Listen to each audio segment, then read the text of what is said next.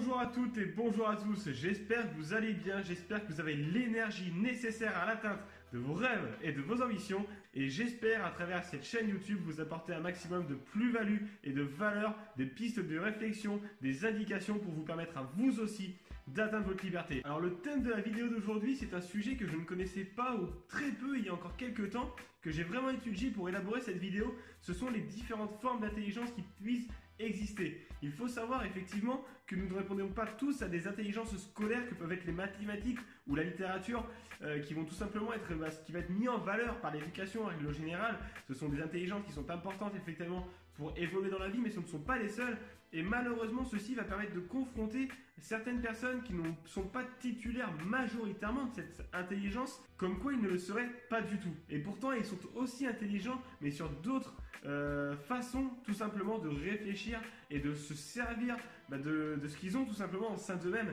Et c'est pour ça que ce sujet est pour moi très important et que j'ai décidé de le traiter pour permettre à des personnes qui sont peut-être en difficulté aujourd'hui ou qui ne voient pas comment s'épanouir au sein de la société et trouver sa place, de les faire réfléchir sur des intelligences qu'ils ont peut-être, mais qu'on n'a pas su jusqu'à aujourd'hui mettre en valeur. Et peut-être que cette vidéo, je l'espère, va en révéler chez certains qui vont pouvoir tout simplement upgrader vers une ambition, peut-être vers des rêves, ou peut-être vers des volontés qu'ils ne savaient pas trop où trouver aujourd'hui. Il y a donc, pour moi, et d'après ce que j'ai pu lire, et le condensé que j'ai envie d'en faire, 4 formes d'intelligence. Au sein de ces 4 formes d'intelligence, on va pouvoir les séparer et on va faire des sous-thèmes si on le souhaite, mais elles vont quand même être regroupées sous 4 formes avec des connaissances qu'on va dire les plus importantes, des basiques et des intelligences, on va dire plutôt parallèles qui vont nous permettre plutôt de s'orienter d'un côté ou de l'autre d'une ambition personnelle.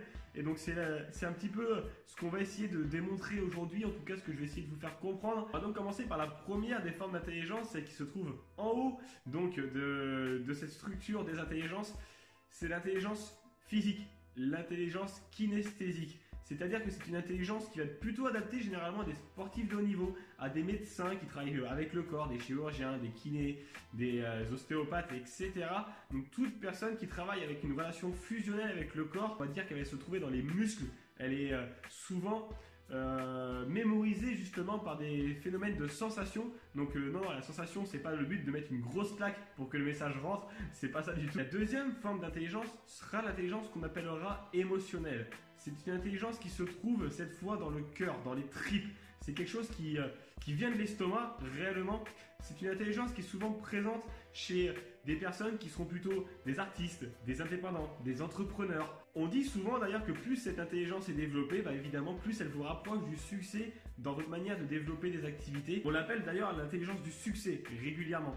C'est une intelligence très importante qui va vraiment permettre à des personnes de mieux gérer leurs émotions, de mieux gérer les échecs, de mieux gérer les mauvaises passes, de toujours avoir une vision, de positiver, de voir le côté positif d'une chose pour en retirer le meilleur plutôt que se laisser attirer vers le bas, on va dire, et un petit peu dans l'échec. C'est vraiment une intelligence qui va permettre souvent de passer au-dessus de l'échec. Cette intelligence va pouvoir prendre deux formes, des fois intrapersonnelles, des fois interpersonnelles. C'est-à-dire que c'est quelque chose qui va être la capacité aussi de tisser du lien, des relations humaines autour de nous. Ça fait partie de cette intelligence émotionnelle de pouvoir développer des relations humaines, mais aussi intrapersonnelles, c'est-à-dire de pouvoir se comprendre intérieurement comment on fonctionne réellement psychologiquement. Donc cette capacité de remise en question permanente, cette capacité de se parler un peu à soi-même des fois, ou quitte à être un petit peu plusieurs dans nos cerveaux, mais en tout cas c'est une des intelligences qui va nous permettre souvent de se remettre en question et donc d'évoluer positivement. C'est pour ça qu'on l'appelle l'intelligence du succès, c'est parce qu'elle va contenir tout un tas de choses comme ça qui ne sont pas faciles tous les jours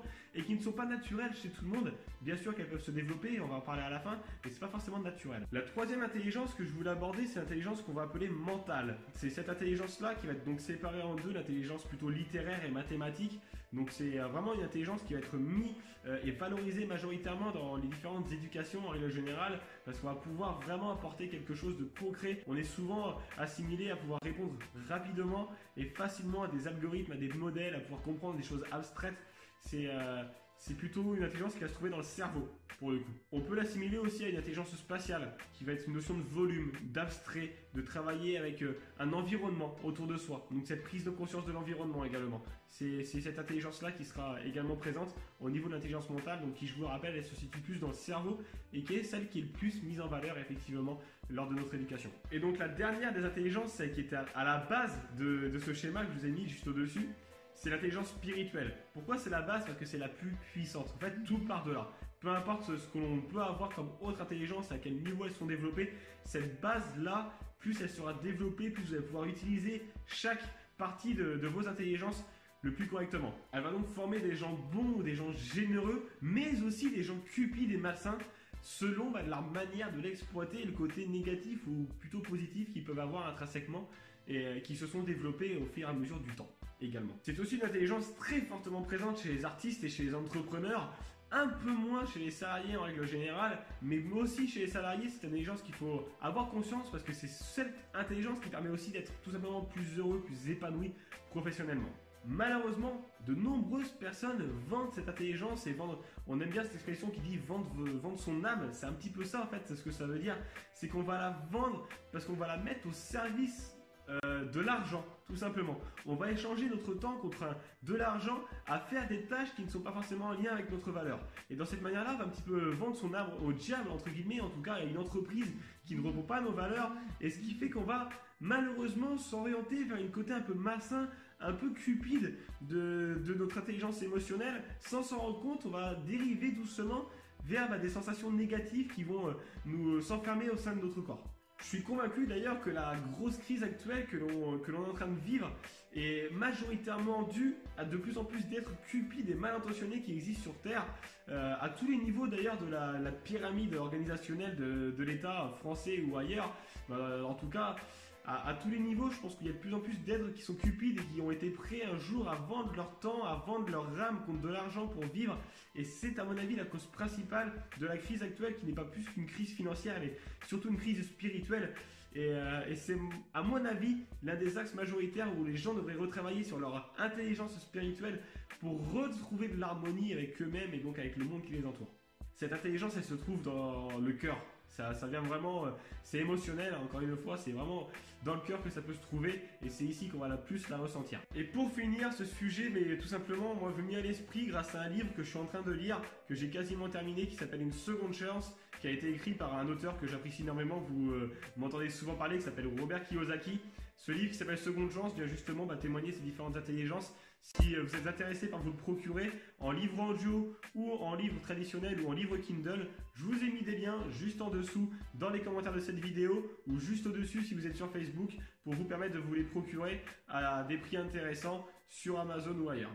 Si vous pensez avoir compris quelle forme d'intelligence répond tout simplement, laquelle est la numéro 1 chez vous et si vous avez remarqué que surtout que votre intelligence principale et l'intelligence émotionnelle, je vous invite à cliquer sur le lien juste au-dessus également où c'est écrit Travaille autrement. C'est peut-être un lien qui va vous permettre de comprendre comment utiliser cette intelligence émotionnelle à votre propre bien-être, à votre propre rêve et à vos propres rêves parce que je vous souhaite d'en avoir plusieurs évidemment. Je vous rappelle que vous pouvez vous abonner à ma chaîne YouTube en cliquant sur le bouton juste là qui va vous permettre justement sur les dernières vidéos que j'ai fait de comprendre sur des petits rituels, des petites choses, comment travailler les intelligences et nos influences, comment elles vont nous aider à évoluer.